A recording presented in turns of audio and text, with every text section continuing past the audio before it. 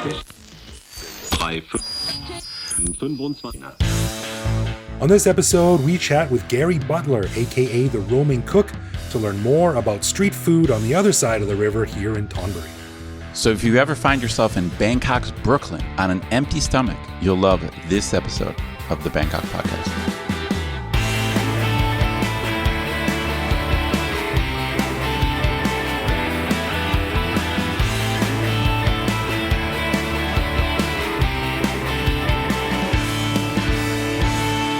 Sawadee krap, and welcome to the Bangkok Podcast. My name is Greg Jorgensen, a Canadian who came to Thailand in 2001 and created a VR simulator called A Night at Nana Plaza, which will never see the light of day because sometimes there are just some places humans are not meant to go. Yeah, you know, that reminds me a little bit of that. What was that Robert Rodriguez movie? Oh, From Dusk Till Dawn. Remember? Yeah, with Quentin Tarantino and George Clooney where they go to the vampire That's pyramid. Right. Nana Plaza, that could be something similar. And I'm Ed Knuth, an American who came to Thailand on a one-year teaching contract almost 23 years ago. Fell in love with wearing flip-flops when I go out on Friday night and knowing that I'll be in good company. So I never left. That's the dream, right? Showing up to like a business meeting in a suit and tie wearing flip-flops. It's hard to dress down in Bangkok, obviously it's possible. Like if you know you're going to a formal event, but I was just thinking when I was out in the city the other night, and I think I had a polo shirt on, but then I had shorts and flip flops on. Like I would never do that. I would never do that on a Friday night, like going out to a restaurant. No, I got to say, man, working from home, there's been many times where I've been dressed nicely from the waist up, but board shorts from the waist down. For sure. All right, we want to give a big thanks to all of our patrons who support the show. Patrons get every episode a day early, behind-the-scenes photos of our interviews, a heads up to send questions to upcoming guests, and access to our Discord server to chat with me, Greg, and other listeners around the world. But best of all, patrons also get an unscripted, uncensored bonus episode every week where we riff on current events and Bangkok topics. On this week's bonus show, we chatted about our fun and very impromptu meetup we had last week, discussed the benefits of playing the new Zelda video game, which Greg definitely bought for his son and not for himself, right. Ruminated on the strange feeling of using the word we when talking about Thailand, and a special episode of Weed Watch with a heavy dose of political updates. To learn how to become a patron, click the support button at the top of our website. That's right, baby. And as always, if you have a comment, a show idea, or just want to say hi, head to bangkokpodcast.com and click the little microphone button on the bottom right and leave us a voicemail that will play on the show. All right, well, on this episode, we chat to an old buddy of mine that you may have seen on YouTube eating his way through Bangkok, Gary Butler, also known as the Roaming Cook. Gary has a great YouTube channel where he explores the back soys and no-name street carts of Bangkok for the best and most delicious food out there. I've wanted to have Gary on for a while, but when I recently saw an article that listed Bangkok's best street food, I noticed that none of the locations were in Thonburi, aka the west side of the river, aka the cool side of the river. That's right. Aka where me, Ed, and Gary all happen to live. I took that personally, so I figured it was a perfect time to get Gary on to give us his views on some of the best places to eat in Thonburi and ruminate on why the big city folk on the other side of the river get all the love when it comes to food, when there's plenty to love right here. So here is my chat with our buddy Gary.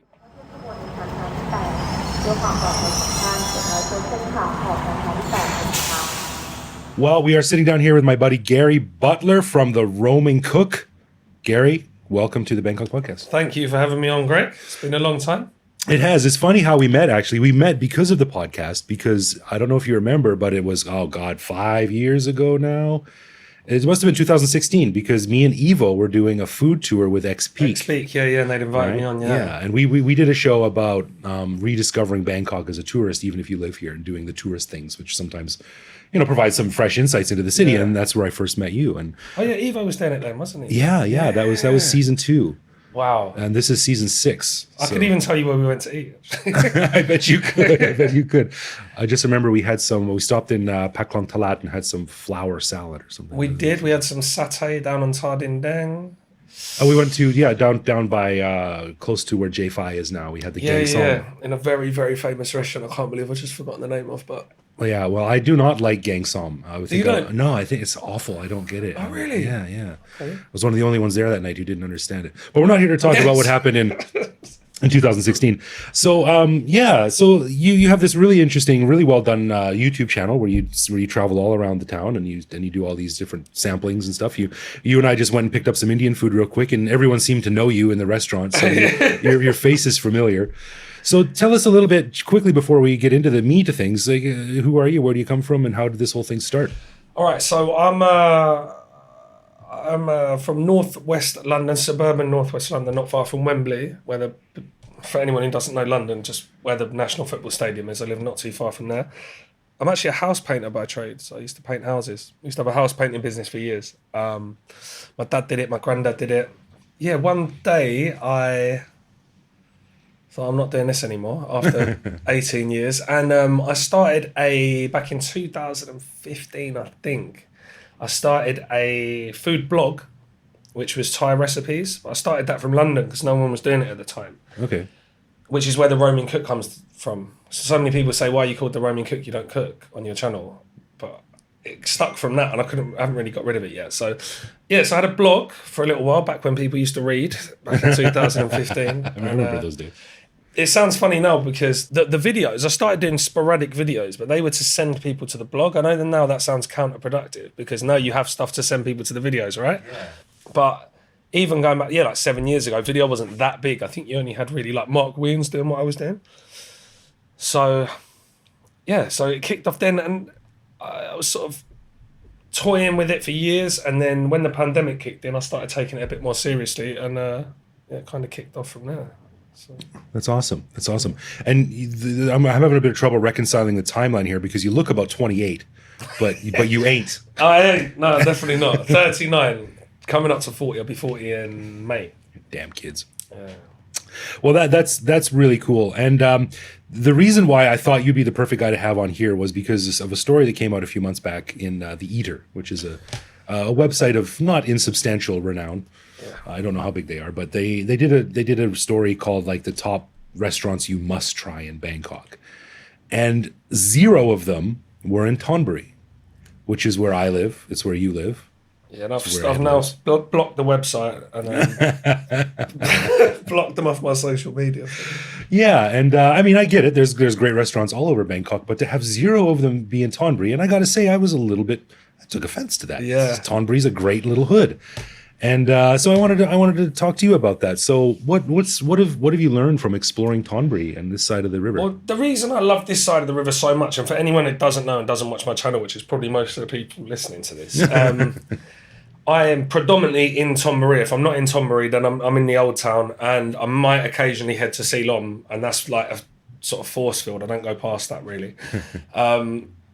But Thonburi is like where I'm most passionate about, and it's just got such a rich, deep history here. Not a lot of people know, getting off food, but not a lot of people know that Thonburi was the capital of Thailand. I know you do, but a lot of people don't know that. This was already here before any of modern day Bangkok, and that's reflected in the food. There's so much food here. There's almost too much food here. Like if you go into Sukhumvit, and a lot of people think I hate Sukhumvit. I don't hate Sukhumvit. You could be anywhere in the world.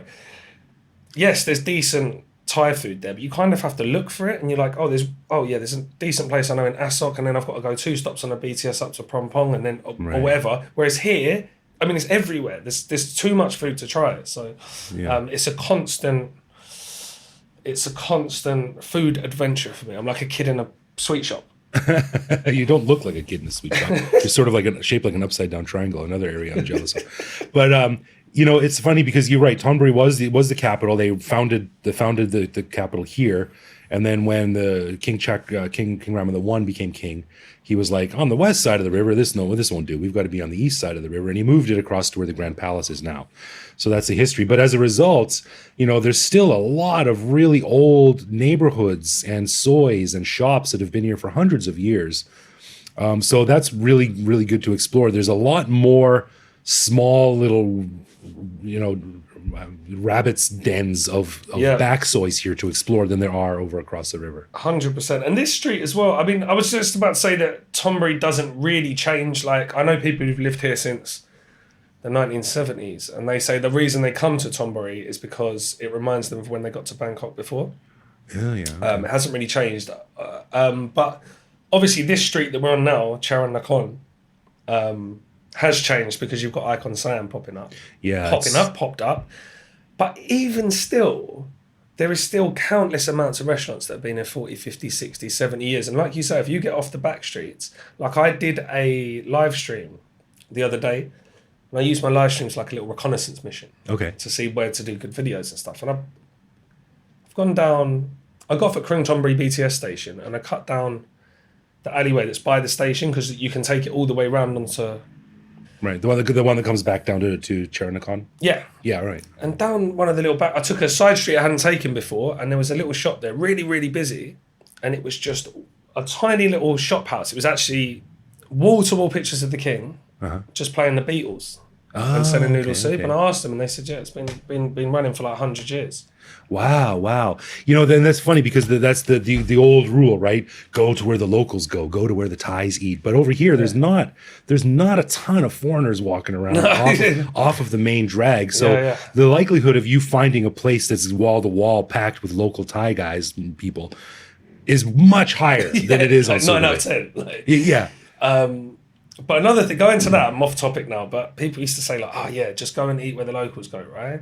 If a place is packed with locals, it's good. Now you can do the same thing, but the shop can be completely empty. But if there's 50 grab bikes outside and like 30 food panda bikes, like yes, it's near a condo because you know no one's going to come down from the condo to pick their food up, right? 9 out of 10 of my Thai friends will not leave their condo. They'll just get it delivered, even if it's the shop's on the bottom floor, right? That's so funny. That's like the new like addendum to the old law, right? Yeah, that's the technology has changed it. You know, it's interesting that we talk about the old Thonburi because one of the things that Thonburi is also famous for is that it's got the original route of the Chao Praya River. Is not what the modern route is. The original route, going back to the 1700s, 1600s, it was much windier and it cut back into Thonburi. Didn't it take like 2 days to get around or something? Someone was explaining to this. My friend has a boat tour, and someone was explaining to me this on the boat. So the part from, you know, the part where Watarin and Wat Po are, it's really choppy, and that's because they were saying that's the bit that they dug. I could be wrong. Yeah, but there's maybe we'll include it for our patrons with the photos of this podcast, which we always do. But there's a really cool map that I made. I think I posted on Twitter a while ago, and it was a little animation, like a little GIF animation that went like old, new. So you know they dug these shortcuts over the centuries to make the voyage from the Gulf up to Ayutthaya much shorter, right? But these little like sub rivers, canals, they're still there, and the communities that were there on the main route are still there. Right. So they're hundreds of years old, and that's also where the value comes from Thonburi, because again, the east side of the river doesn't have that. So these whole communities go back to the original route of the river. You got some really, really interesting places actually to that, like Kudachin is on this side, which is the old Portuguese settlement. By the Santa Cruz Church. Yeah, Santa Cruz Church. You've also got obviously a Buddhist Wat there. You've got a Chinese temple there. You've got a Muslim temple there.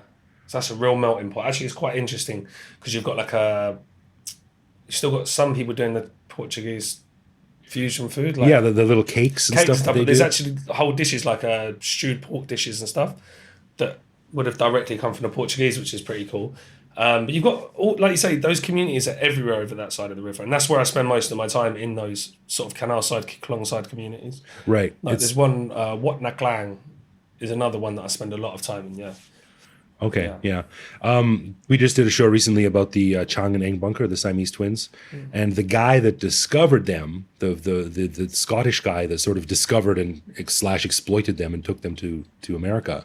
His house was in Kurichin. Oh, really? Yeah, that's where he lived. Yeah, it's a really interesting history. So what are some of your favorite places to go then? I know it's sort of like asking you to choose a favorite child, but all right. So luckily you only have one child, so exactly. I keep easy. saying that, look, because I know I can imagine. People used to say that and I didn't really understand, but like now I've got one. If I had another one, I'd be like, now I understand. So I kind of break it down into areas if I can. Yeah. So I, like, as you know, I used to live just on Soi 14 here. So I used to live on Charan Nakhon. So this is the first place that I ate. So this street has some unbelievable food. And I mean, I wasn't sure when I lived here if it was just because it was close by and it was convenient. So I'd be like, I'm making that seem better than it is. But then now I've moved away, I'm like, oh no, actually it is that good. So now I travel back to get the food. So I've got just across the road. Well, we've actually eaten in there together, Five Sisters. The noodle place. The crispy pork place across the road. Yeah, that's where we had breakfast at one time. So that for me is the best crispy pork I've eaten anywhere, ever. Best smooth crab ever. And I've eaten a lot of crispy pork. And I mean, like, I live off crispy pork.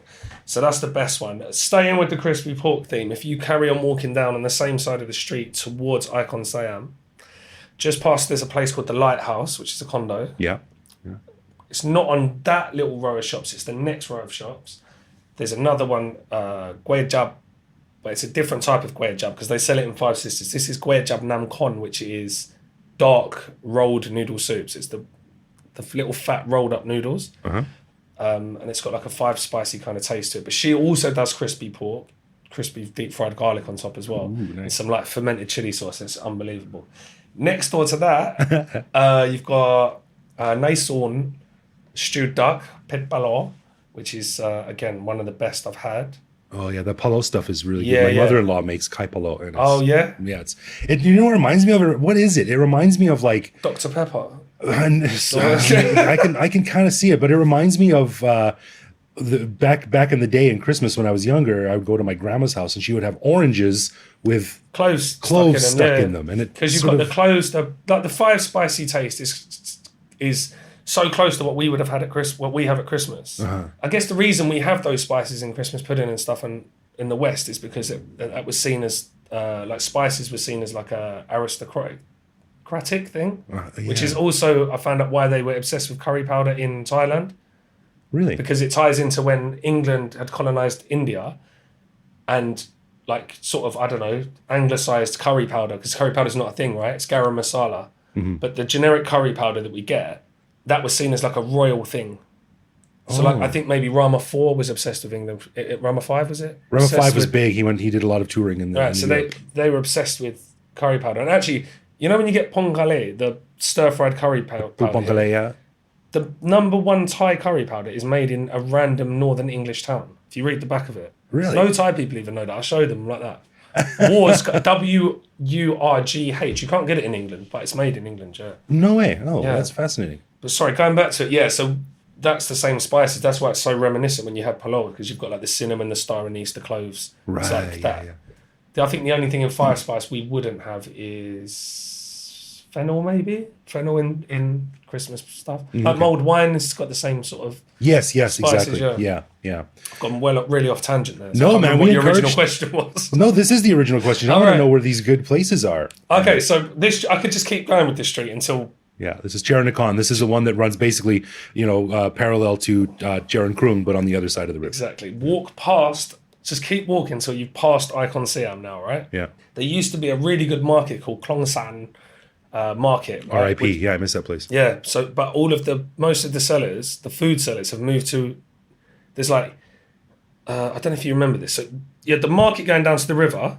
Yeah. Then you've got a couple of ATM machines. Yeah. Then there's a little square that used to be like a Mugatar restaurant or something. Okay, I think I remember it. In that square, now a load of the sellers from the market are now in there. Oh, So there's okay. a Hadjai fried chicken shop in there, Oh, no way. right in the corner, which is perfect. There was a woman that used to be at the just a little bit off the main street in that market who used to sell fresh baked bread, and she had raisin bread, and it wasn't so much raisin bread as it was a bread bag filled with raisins, yeah. and it was so good. I used to stop by when I was coming home from a bike ride, when I was nearing the end of the bike ride, coming back into my neighborhood, and stop off for some bread and just eat, 9,000 calories of carbs and raisins when I got home, negating any bike ride. Yeah. That's cool. So they're still there. They've just sort of moved along. Yeah. She was so happy to see me because when I last saw her, she was like the guide hard, the fried chicken lady was the last. I've done a video on her if anyone wants to see it. She was like the last person to leave the market, food wise, and I kept asking her, "Where you going? Where you going to go?" Message me because I've got her online because I sent her the video I did there. Okay.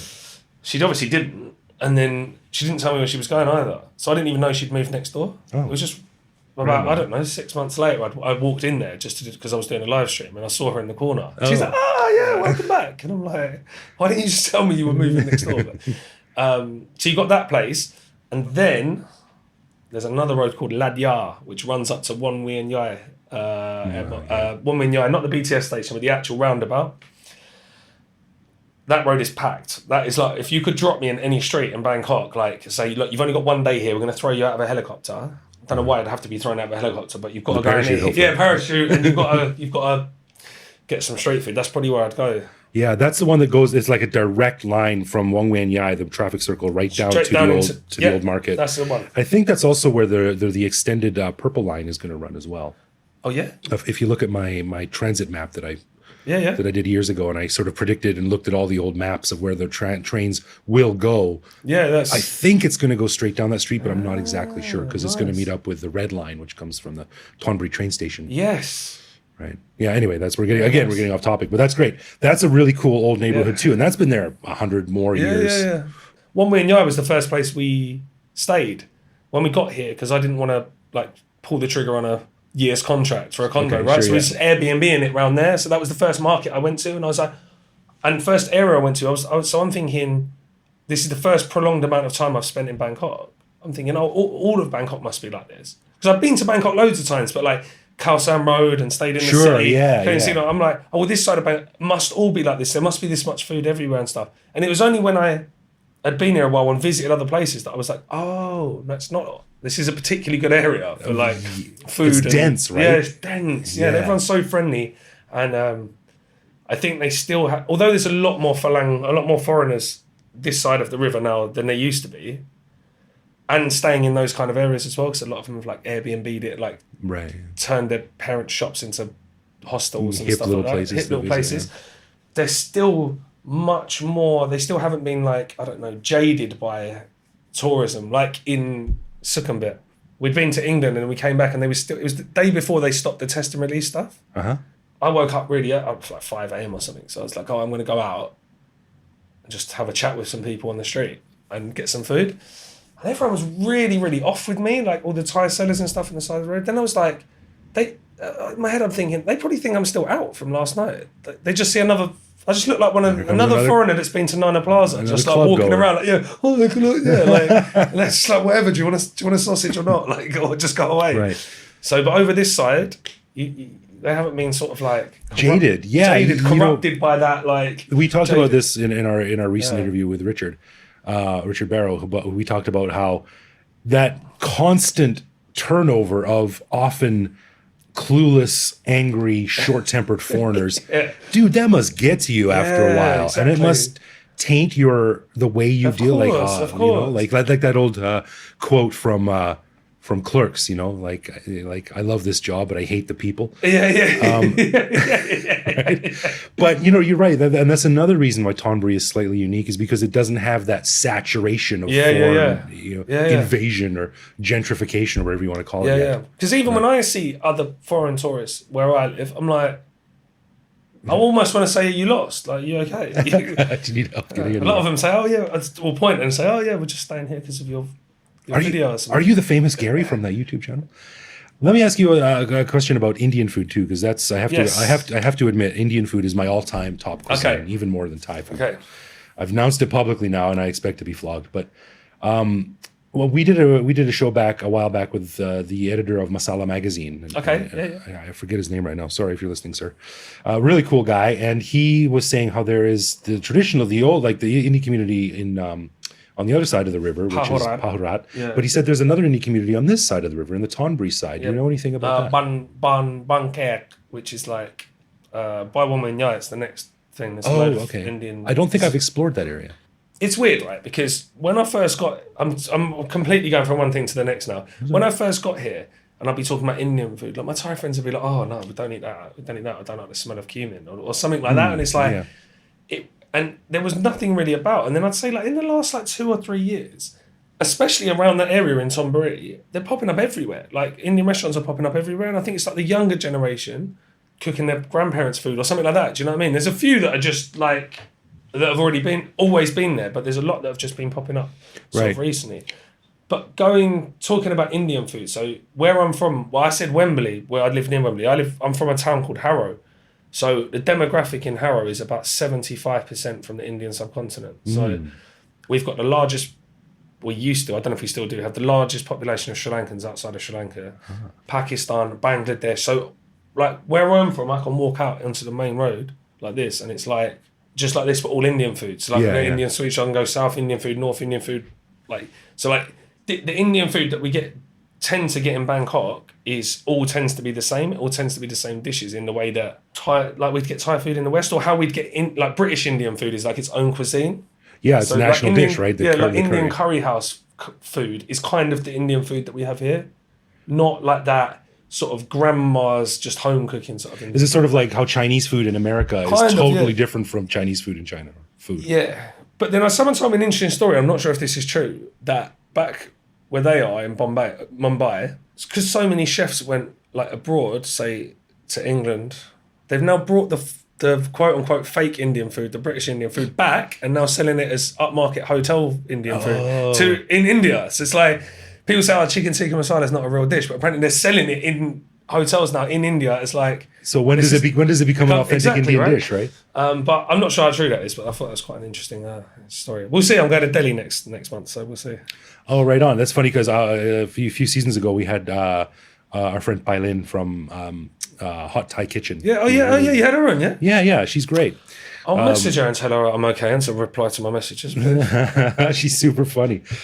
She's really cool. And I asked her what pissed her off about the perceptions of Thai food overseas. And she said that if you put peanut sauce on something, it becomes Thai. Yeah. So cook chicken wings and pour some peanut sauce. Now they're Thai chicken wings. She's like, that's not how it works. Yeah, true. And I get really upset. I'm quite a traditionalist. So like, and I'm not Thai. I don't claim to be Thai, but like, I try to respect the cuisine as much as possible, but at the same time, and I know people get like hyper offended about stuff like that, pouring peanut sauce or saying calling it Thai, and I would be the first one to be going, that is absolutely ridiculous. But then I don't like run into a restaurant when like one of my Thai friends puts pack of pow on a pizza or pineapple on a pizza and start going, what are you doing? And I'm Canadian, so I have to defend pineapple on a pizza, but I draw the line at ketchup. Yeah, you go, ketchup on a pizza. Look, I don't care what anyone says. Everyone likes pineapple on a pizza. Behind closed doors, people like, oh no, I've got to say I don't like pineapple on a pizza. Everyone likes cheese and pineapple. Like, what's not to like? I'll say it now in front of everyone. I like it. All right. So, when you do your videos, what kind of stuff are you looking for? Like, let's sort of, as we're getting close to wrapping up now, and let's say when people coming over here and they look at your videos, what should they emulate from your videos to try and find the best spots? How do you find it? I think for me, because food's so subjective, I was just about to say, I'm never saying that's the best. I do use the superlative, the best, a lot, but I'm not always strictly saying it's the... Like, if I say is the best pad thai, I don't mean literally. I don't mean I've just gone out and eaten 70,000 pad thais and this one's the best. I just mean, I'm either saying, wow, that's the best, as if you'd say to someone, oh, Greg, you're the best. It doesn't mean I prefer you to my son. It just means like in that instance... I hope not. You've done something really good. For me, food is so much more than about the food. For me, especially over on this side of the river, as we keep alluding to, for me, a lot of it's about like a story behind it. Like, and it doesn't have to be, not like, I'm not talking like a gentrified story. I'm just talking about like, they've been there 80 years. Their mum came down from a yutai on a boat or something like that. And it's a lot of it for me is about like personal connection. Mm-hmm. So when, for instance, COVID was, the whole thing with the pandemic was on, I think, I don't go out that much. So it's not like I didn't miss going to bars. I didn't miss any of that stuff. But what I did realise that I'd missed is even me going down and just having my bowl of noodles with Auntie down in Talat Plu or something. We might even understand what each other are saying, but there's just some sort of connection when it comes to food. So I think what you'll get from mine is it's more about the people than the actual, just solely about the food. Yeah, I get it. Whereas the environment and the where the food comes from and who it comes from is as important as what's in it. Even we just went down and picked up that Indian food, and we go in and that's made that food about so much more than it is if you'd have just called it from grab and they'd have dropped it at the door. Like we went in warm, nice, friendly, sweaty cupping each other. Yeah. Like, I don't know, there's just something so personal, especially about like the sort of food that I'm reviewing. I'm not reviewing food. I'm not saying, this is like a 4 out of 10, but you know what I mean? Like, it's either street food or like that mum and pop shop sort of food. So it's like someone's giving you something from them. Like it's a recipe that's been passed down from their mum, from their mum, from their mum, from their mum. I think it's evident in your videos, and it's evident just walking around with you. You why lots of people, and I don't. I just nod because I'm not as nice as you. But yeah, I still can't do it properly. But you have made it clear that connection is important. That connection, like it's not just what's in the food; it's who made it and why and where it comes from, and that's really important too. And again, like we said, finding those places in Thonburi is easier than if you were wandering around Sukhumvit. I mean, like you say, just for anyone who wants to come to Thonburi and doesn't even want to watch one of my videos, just walk around and just go in any shop, basically. Especially one that's busy. I mean, there's a few bad ones, but going back to what I was saying, if I say something is my favourite and you go there and you don't like it, I'd be surprised. It might not be your favourite thing in the world, but if I've gone that far and said, wow, this is like worth traveling for, and you come over and you really don't like it, then it won't be a bad meal. I can't help you. Yeah. You know, it's funny. You say about the warmth and the attitude, the personality that goes into a dish, and I keep wanting to do a story or write a blog about this or something, but to me, it's really exemplified in the difference between the Yodpiman Pier, the Yodpiman Market behind the Paklong Talat Flower Market, and Talat Noi. So the Paklong Talat market, for those who don't know, was the traditional flower and vegetable market going back hundreds of years. And I don't know, 5-6 years ago, the government came in and said, we need to clean this area up and make it good for tourists. And they basically stripped any character out of it, rebuilt it new for old. So it was new, but it looked old. And then they put in a Starbucks and a KFC and a Chester's Grill. And it's got no soul and it's empty. Empty. I thought it's closed down. Yeah, right? And then you go down to Talat Noi, where I used to live, and it's still one of my favorite neighborhoods to go to. And it's undergoing the same sort of thing, appealing to tourists and putting in all these cool things. But it at least seems to me it's very community driven. Yeah. All the people have opened up their houses. And say, here's my mom's noodles, here's my mom's coffee, or here, sit in our living room or something like that. It makes all the difference. Yeah, 100%. And I see that more and more now. I wouldn't even call it gentrification. I'd call it like globalization. Like even like one of my local areas by Itsalapap MRT station, which is like there's nothing there. It's like I guess it's the closest MRT station to Watarun. Mm-hmm. Now directly outside the MRT station, I went past the other day, and this wasn't there before Christmas. Is a PTT station, a Starbucks. Whatever else you haven't by PTT, but it's every single one. It's the same stuff every single time. So, and it's I don't know. It's a matter of time, I guess, before the whole country's one big PTT station. But, yeah, get over here while you can. Well, Icon Siam is the anchor, and it's starting. One thing that might come out of this, and I mentioned it. I think I mentioned it on our bonus show, just down the street here. I'm not sure if you're familiar, but they're building the brand new Ministry of Interior headquarters. It's a massive government building. What's that? I'll show you a photo in a minute. But what comes with those giant government buildings are thousands of bureaucrats from all over the country, and they want their food. I'm looking forward to maybe there's going to be like a renaissance of like food stalls and weird local dishes from all over the country being down here to serve these people. Definitely. You got 10,000 people in this building, and they're all hungry, right? So I mean, that was the good thing about when they were building Icon Siam was because the amount of workers that were there. So from like Laos, Myanmar. And there was obviously people outside with stalls that need to feed those people as well. So I was pulling up, seeing food I've never even seen before in Bangkok, which is great. Yeah. Well, Gary, thanks, man, for coming on. It's great to chat. And where can people find all your stuff? So you can search The Roaming Cook on YouTube. I've got 2 channels actually. I've got a clips channel. If you don't want to listen to me waffling on for 30 minutes, you can just Roaming Cook clips, and you can just watch 5-minute episodes. Or I'm on Instagram at _roaming_cook. Right on. Not on Twitter, and I'm on Facebook as well, but not very regularly. Yeah, right. Yeah. Well, check him out, everyone. You're doing good stuff. Make me hungry every time I see you, and let's get a meal again soon. Definitely. Cool. Thanks, man.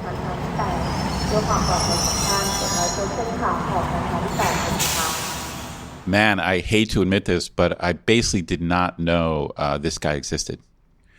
Right. Well, actually, it's funny because we ran into each other for the first time. Man, I guess it must have been back in season 2 when Evo and I joined an ex-peak tour because we did a show on the joy of rediscovering Bangkok as a tourist. So we joined a street food tour, and Gary was on it as well, and we sort of stayed in touch over the years. But yeah, he's got some really great videos, very well done, very nice looking, colorful, well edited videos of his food adventures. And Well, thanks to you, I have checked out his YouTube channel, and you are exactly correct. Like they're like fun, they're well shot, well edited. It's some really good stuff. that's right. And like Mark Weens, I got to add Gary to the list of people I hate for eating so much food and then still looking like they go to the gym every day for 4 hours. But no, it was really great to chat to him, and he had some really good insights. And man, I got to say, when he came over to my place to do the interview one day, and we went out to get lunch, and just on my little street here, he was wowing people. All the people in the restaurants knew him, and they're waving at him and stuff. So Oh, that's great. That's great. dude No, gets man. out and gets dirty. He really knows his streets. Man, there's a lot of people out there who are creating content, and they've got deep knowledge. I mean, Yeah. the expat community, which we are champions of. I keep meeting people and learning about these people that are I mean, he's like basically he's, from what I've seen from his channel, he's just wandering around Backsoys and finding all kinds of cool little places. I mean, that's like highly specialized knowledge, and a lot of even a lot of Thai people don't know that stuff, you know? So Yeah, and it's very great. inspiring. It's a great resource for sure. Yeah, and it's very inspiring. You know, you see it and you're like, God damn, I got to get out and find Heck some yeah. more stuff too. Because No, I've got heck like yeah. my 9 dishes that I always get, but he goes full tilt. No, man, I know I'm the worst when it comes to that. I'm a total creature of habit. I mean, I find out things that I like, and I just go to the same 3 places. That's the story of my life, man. That's right. So us, Ed, you and I have to watch all the videos. Listeners, head to his YouTube channel, watch all his videos, get inspired to get out there and eat like Gary does. Don't forget to go to the gym. But yeah, many thanks to Gary for coming on the show. Make sure to check out his channel, and you'll find some good stuff. Thanks, Gary. Good stuff. All right. We ask our listeners to send us a voicemail using the little microphone button on our website if they have something to say. And this week we heard from Eric, who posed a very interesting question, a flip side of the coin that I have never thought about before, actually. So let's hear from Eric. Hey guys, hope you're staying cool. I know there was an episode you did a few seasons ago about things you had wished you'd done a little bit differently when you first got to Thailand. However, I can't recall if you've touched on some things you wished you had done before leaving for Thailand. So just wondering if you had any advice for somebody not heading out for a short stay or a year contract, but for somebody who knows they're going to be there for the foreseeable future. Any tips would be much appreciated. Cheers, guys. Man, I really like this question, and it's something I hadn't thought about much because you know what it reminds me of, an odd thing. When I moved here, I actually had a job with a good Thai company, and I actually sent an email to my future boss and asked, what should I bring? And she had a very odd answer that I've never heard from anyone else ever before. So I'm just revealing it right now. She said linens, like sheets and linens, are very expensive in Thailand. And if you want nice sheets, you should buy them in the States. And it's funny, I've never heard that before, but I took her. I was like, I didn't know anything about Thailand. It was it's such a unique, specific thing. But I told my mom right away. I'm like, Mom, she said like sheets are really expensive, and she's like, oh, my mom was like all over that, Everyone sleeps on bamboo mats in Thailand, so you gotta have. Yeah, sheets. no. So in my suitcase, I had new sheets, but it's actually true that nice sheets, proper sheets, are quite expensive here. So sheets, dude, sheets. Right, yeah. You should buy some sheets before you move to Thailand. Well, that's a really good question, and thanks for sending that in, Eric. One thing that I regret is not keeping active my Canadian footprint. So I've got no bank accounts, I've got no credit cards or ATM cards or investments or property or anything in Canada. Like I am, if I was the Canadian government, like I don't exist. Oh, I see what you're saying. I sometimes regret that because if I ever think about moving back, or if I go back to travel or visit, like I've got nothing there. So I would have kept those active. Oh, I see. So your advice would be to, even if you're planning on moving for a longer time, or you're moving for a long time, to keep your roots in Canada or at home, figure out some way to keep your bank account or credit cards active. This is a whole nother topic, but I've had problems where sometimes banks will flag accounts as inactive. Like if you don't do anything for like a year, all of a sudden it goes into some inactive status. Right. So I like your advice. I think figuring out this kind of thing, like how long can I keep an account open if I'm not using it actively? How much money do I have to leave in it? So this is good. It's kind of like, I don't know what's the right thing. It's basically like an anchor. Like you're saying, like leave an anchor back home. Yeah, we think of it as an escape route. Think of it as just broadening your options. Like making sure you can come back for sure. Yeah. Yeah, or even if I want to move some money to Canada, like if I want to invest in a Canadian company or something, for sure, I can't. I don't have that access. So, right. I mean, when I think of other stuff that I wish I would have done before I left, of course, learning some Thai. I mean, learning some Thai before you come would help, especially very basic stuff. I mean, we survive without it, but I wish I would have. I mean, I didn't bother to learn anything, even though I had about 2 months. I knew I was moving to Thailand, but I didn't bother to do that. But I should have. Yeah, I didn't make any plans at all. And I let my driver's license expire too, my Canadian driver's license, which caused me all kinds of pain in Thailand because I had to redo the driver's test here from zero instead of just showing up with my Canadian one and transferring it. That's right. So, yeah. But this is, it's funny. This topic almost warrants a whole show. So let's think about this more. But I was kind of joking about the linens thing, probably learning some Thai. But I like your advice about making sure you have roots back home or an anchor and figuring out your financial situation, that your bank accounts or credit cards or driver's license, like making sure you can keep that stuff up to date. Yeah, that's very good advice, Mr. Greg. You're a smart guy. Yeah. I've heard you're a smart guy. Yeah, my son says the same thing. He's only 8, but I trust him. So I mean, you're right. There's probably a lot more there, but it's a good first way to broach the topic. So thanks, Eric, and maybe we'll come back to it on a real show one time. We'll think of a few more things. For sure. Thanks, Eric. Alrighty, a final thanks to our patrons who support the show. Patrons get a ton of cool perks and the warm fuzzy feeling knowing that they're helping in our never-ending quest for cool content. Find out more by clicking support on our website and connect with us online. We're Bangkok Podcast on social media, bangkokpodcast.com on the web, or simply bangkokpodcast@gmail.com. We love hearing from our listeners and always reply to our messages. Yeah, baby. You can also listen to each episode on YouTube. You can send us a voicemail through our website that we'll feature on the show. I left Twitter in the rear view, but you can now find me on Mastodon at bkkgreg@home.social. So thank you for listening, everyone, and we'll see you back here next week. For sure.